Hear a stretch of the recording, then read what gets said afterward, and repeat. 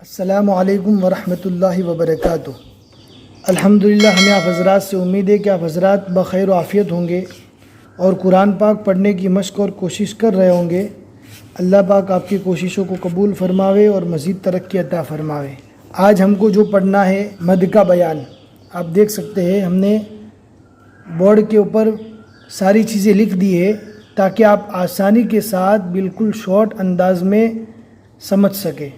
تو ہم کو آج 3 مد پڑھنا ہے: مد منفصل، مد متصل، مد لازم۔ قرآن پاک پڑھتے ہوئے یہ 3 مد آتے ہی رہتے ہیں۔ تو مد کے بیان کے پڑھنے سے پہلے کچھ باتیں ہمیں سمجھنا بہت ضروری ہے۔ نمبر 1، چھوٹی مد اور بڑی مد کی نشانی۔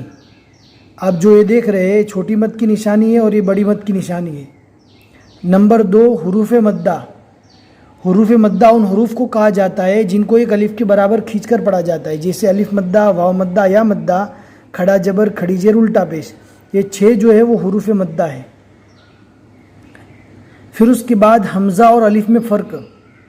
الف کس کو کہا جاتا ہے؟ جو خالی رہتا ہے، اس کے اوپر نیچے کوئی بھی حرکت نہیں تو اس کو الف کہا جاتا ہے، جیسا کہ آپ دیکھ رہے ہیں۔ لیکن اگر اس کے اوپر حرکت آ جاتی ہے، زبر، زیر پیش یا جزم، تو یہ الف نہیں رہتا بلکہ یہ حمزہ بن جاتا ہے۔ قرآن پاک کی اصطلاح میں الف کے اوپر جب زبر زیر پیش آ جائے گا تو یہ حمزہ بن جائے گا۔ اسی طرح واو کے اوپر چھوٹی سی حمزہ لکھی ہو یا پر یا الف پر چھوٹی سی حمزہ لکھی ہو تو اب یہ واو، یا اور الف نہیں رہا بلکہ یہ حمزہ حمزہ حمزہ بن گیا۔ تو آپ کو سب سے پہلے 3 چیزیں سمجھنا ہے: چھوٹی مد کی نشانی، بڑی مد کی نشانی، حروف مدہ 6 ہے۔ یہ وہ حروف ہیں جن کو ایک الف کے برابر کھینچ کر پڑھا جاتا ہے، یعنی الف مدہ، واو مدہ، یا مدہ، کھڑا جبر، کھڑی زیر، الٹا پیش۔ اور حمزہ اور الف میں فرق: جب خالی رہے گا تو الف، جب اس کے اوپر کوئی حرکت آ جائے گی تو یہ حمزہ بن جائے گا۔ ہم حروف مدہ کا لنک ڈسکرپشن کے اندر دے دیں گے۔ آپ اگر ہمارے چینل پر نئے ہیں اور حروف مدہ کو آپ نہیں پہچانتے تو جا کر ایک مرتبہ ضرور پڑھیں، اس کے پڑھنے کے بعد یہ والا بیان پڑھیں۔ اب اس کے بعد ہم مد کے پڑھنے کا سلسلہ شروع کرتے ہیں۔ اب ہمارے ساتھ ساتھ دھیان کے ساتھ سننا ہے، انشاءاللہ بہت آسانی کے ساتھ اور بہت جلد سمجھ میں آ جائے گا۔ بسم اللہ الرحمن الرحیم۔ ہم نے اس کے 3 سٹیپ بنائے: مد منفصل، مد متصل، مد لازم۔ ان تینوں چیزوں میں ایک چیز کامن ہے: حروف مدہ کے بعد، آپ دیکھ سکتے ہیں حروف مدہ کے بعد تینوں کے اندر یہ چیز کامن ہے۔ پھر اس کے بعد مد منفصل اور مد متصل کے اندر ایک چیز اور کامن ہے، وہ کیا؟ حمزہ۔ تو مد منفصل اور مد متصل کس کو کہیں گے؟ حروف مدہ کے بعد حمزہ آوے تو اس کو مد منفصل اور مد متصل کہیں گے۔ لیکن تھوڑا سا فرق ہے، وہ فرق یہ ہے حروف مدہ کے بعد حمزہ دوسرے کلمے میں آوے، دوسرے کلمے میں بولے تو دوسرے ورڈ میں آوے تو مد منفصل ہوگا۔ اگر آپ ایگزامپل اور مثال دیکھیں گے انشاءاللہ آپ کو آسانی کے ساتھ سمجھ میں آ جائے گا۔ آپ دیکھ سکتے ہیں ہم نے مثال لکھ دی ہے: فی الارض قالوا انما۔ قالوا جو ہے یہ حروف مدہ واو مدہ ہے۔ حروف مدہ کے بعد یہ جو حمزہ ہے، الف کے نیچے زیر آئے تو یہ حمزہ ہو جائے گا۔ حروف مدہ کے بعد حمزہ یہ دوسرے کلمے میں، انما الگ ورڈ ہے اور قولو الگ ورڈ ہے۔ اب حروف مدہ کے بعد حمزہ دوسرے کلمے میں آ گیا تو اس کو کہیں گے مد منفصل۔ اور اگر حروف مدہ کے بعد حمزہ اسی کلمے میں یعنی اسی ورڈ میں آوے، تو اس کو کہیں گے مد متصل۔ آپ دیکھ سکتے ہیں حروف مدہ یہاں پر الف مدہ ہے، حروف مدہ کے بعد یہ حمزہ اسی ورڈ میں آیا ہے، لہٰذا اس کو کہیں گے مد متصل۔ ہمیں امید ہے کہ آپ کو یہ مد منفصل اور مد متصل دونوں چیزیں اچھی طرح سمجھ میں آ گئی ہوگی۔ ہمیں کمنٹ میں ضرور بتاوے۔ حروف مدہ کے بعد حمزہ اگر دوسرے کلمے میں آتا ہے تو مد منفصل، حروف مدہ کے بعد اگر حمزہ اسی کلمے میں آتا ہے تو اس کو کہیں گے مد متصل۔ اب مد منفصل کو کتنا کھینچیں گے اور مد متصل کو کتنا کھینچ کر پڑھا جائے گا؟ تو مد منفصل کو کم سے کم 2 الف اور زیادہ سے زیادہ 3 الف کے برابر کھینچنا ہے۔ مد متصل کو کم سے کم 3 الف اور زیادہ سے زیادہ 4 الف کے برابر کھینچ کر پڑھنا ہے، اور مد متصل کی طرح ہی مد لازم کو کھینچا جاتا ہے۔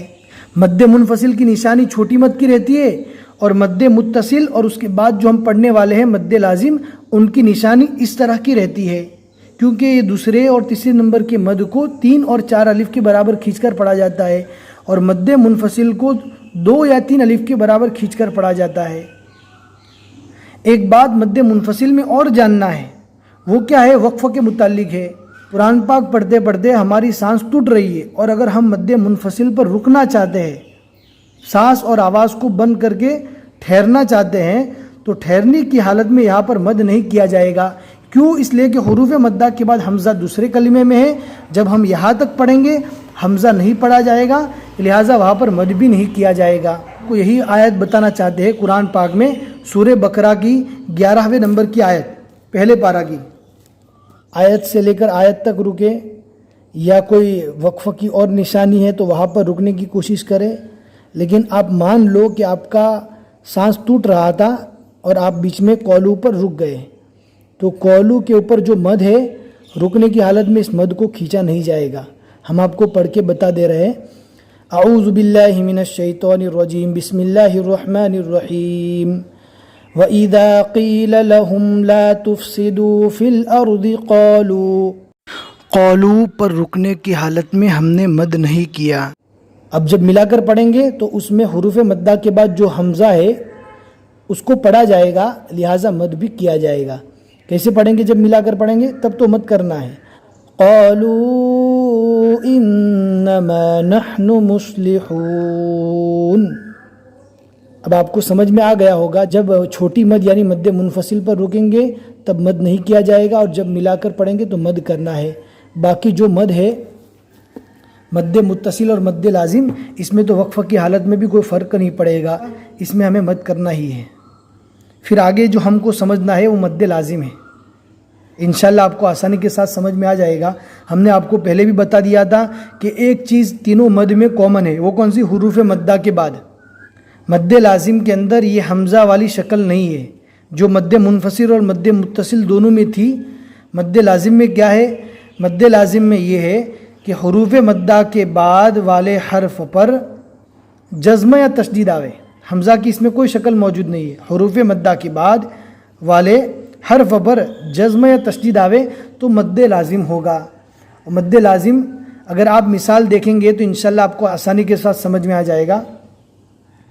حرف مد یہاں پر کھڑا زبر ہے، حرف مد کے بعد والے حرف پر یعنی لام پر جزم آ گیا، اور یہاں پر آپ دیکھ سکتے ہیں حرف مد الف مدہ ہے، ہاں یہ حرف مد الف مدہ ہے، اس کے بعد والے حرف یعنی جیم پر تشدید آ گیا۔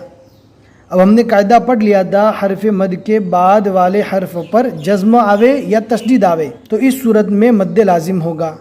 مد لازم کو بھی کم سے کم 3 الف اور زیادہ سے زیادہ 4 الف کے برابر کھینچ کر پڑھنا ہے، جیسے ہم پڑھ کر بتا دے رہے الآن حاجوک۔ ہمیں امید ہے کہ آپ کو یہ تینوں مد کے متعلق ساری چیزیں سمجھ میں آ گئی ہوگی۔ ایک بات اور بتا دینا چاہ رہے ہیں آپ کو، مد منفصل کو مد منفصل کیوں کہتے ہیں؟ اس لیے کہ اس مد میں حرف مد کے بعد حمزہ فاصلے کے ساتھ ہوتا ہے، الگ ہوتا ہے، ملا ہوا نہیں رہتا۔ اور متصل کو متصل اس لیے کہتے ہیں کہ حرف مد کے بعد حمزہ جو ہوتا ہے وہ متصل ہوتا ہے، ملا ہوا رہتا ہے۔ یہاں پر مد لازم کو مد لازم اس لیے کہتے ہیں کہ حرف مد کو بعد والے حرف کے ساتھ ملا کر اور چپکا کر پڑھا جاتا ہے، جیسے آل، آن، اور یہاں پر آپ دیکھ سکتے ہیں نیچے والی مثال میں حاجوک۔ ہمیں امید ہے کہ آپ کو آج کا یہ پورا سبق سمجھ میں آ گیا ہوگا۔ اگر آپ ہمارے چینل پر نئے ہیں تو جا کر پلے لسٹ کو چیک کر لیجئے، انشاءاللہ ہم 2.5-3 پارہ پڑھائیں گے، اس انداز سے پڑھائیں گے کہ آپ خود بخود آگے قرآن پاک پڑھ سکیں گے، تجوید کے ساتھ اور مخارج کے ساتھ۔ مد اس لیے قرآن پاک میں کیا جاتا ہے کہ مد کرنے کی وجہ سے قرآن پاک کے حسن میں بہت زیادہ اضافہ ہو جاتا ہے۔ جیسے آپ قرآن پاک پڑھیں گے یا ایھا الذین، اور اگر مد کے ساتھ پڑھیں گے یا ایھا الذین، حسن کے اندر بہت زیادہ اضافہ ہو گیا۔ اگر آپ کو آج کا یہ ویڈیو سمجھ میں آیا ہو یا پسند آیا ہو تو ضرور اپنے دوستوں کو شیئر کریں تاکہ وہ بھی ان ساری باتوں کو جان لے اور مخارج کے ساتھ پڑھنے کی کوشش کرے۔ اگر آپ کو کوئی بات سمجھ میں نہیں آئی آپ کمنٹ سیکشن میں میسج کر کے پوچھ سکتے ہیں، انشاءاللہ ہم بتانے کی کوشش کریں گے، اور شیئر ضرور کریں۔ بس آج کے لیے اتنا ہی سبق ہے۔ السلام علیکم ورحمۃ اللہ وبرکاتہ۔